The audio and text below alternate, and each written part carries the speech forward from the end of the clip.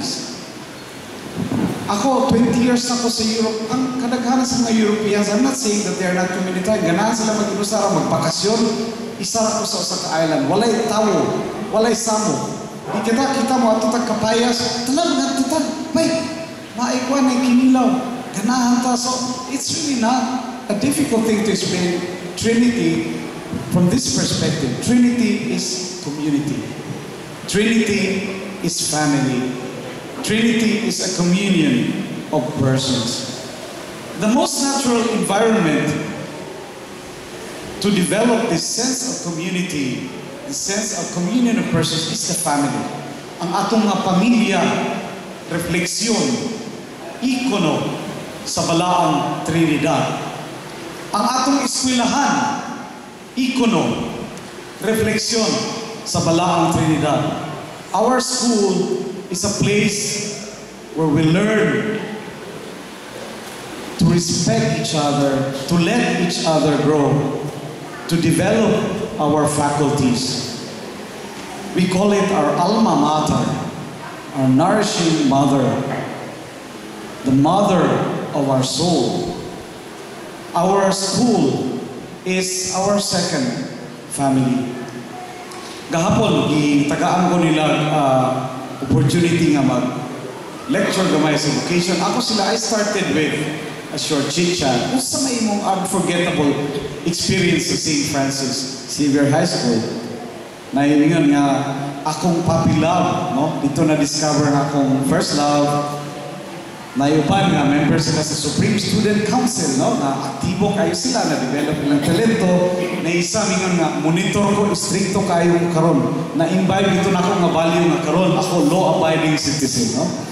Nga na isa, ganahan siya sa theater, dramatics, na-develop kay St. Francis. Ang uban po, ng retreat, recollections, na-develop yung spiritual life.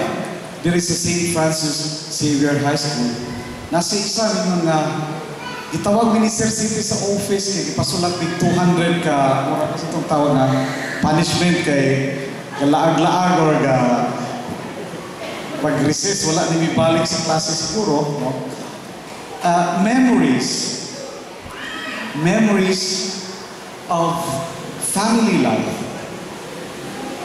memories of mutual giving, self-giving, forgiving.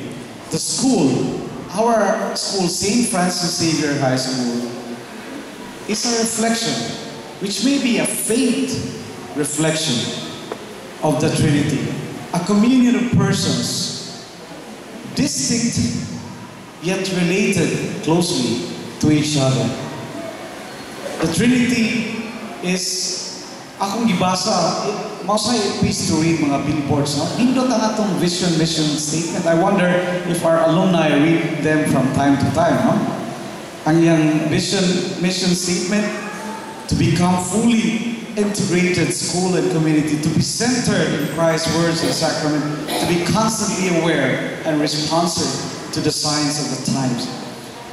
Ang vision is that we become self-actualized persons with strong faith in God, competent, compassionate, committed to selfless service, and effective service of renewal. Beautiful words. Beautiful words. These are ideas. Probably we have not yet achieved this, but we look forward to this. That's the goal of the vision and mission statement of our school.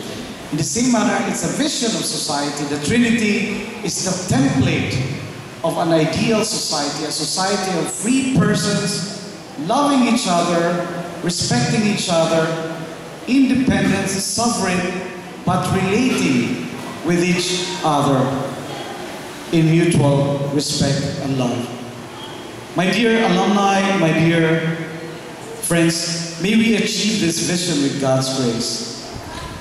Hinautunta, as St. Paul would say, nga ang grasya sa atong Ginoong Jesucristo, ang gugma sa atong Diyos nga mahal, ug ang panagiusa sa Espiritu Santo manaa kanatong tanan. Amen.